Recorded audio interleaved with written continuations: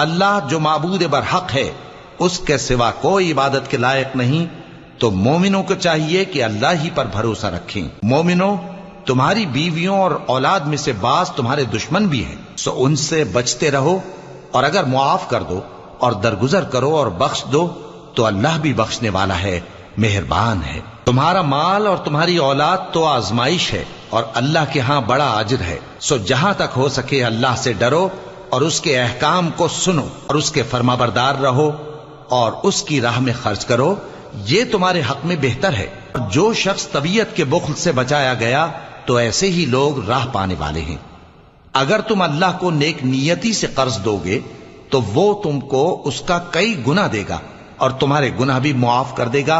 और अल्लाह कद्र शनास है, बुर्दबार है, पोशीदा और जाहिर का जानने वाला है, गालिब है, हिकमत वाला है।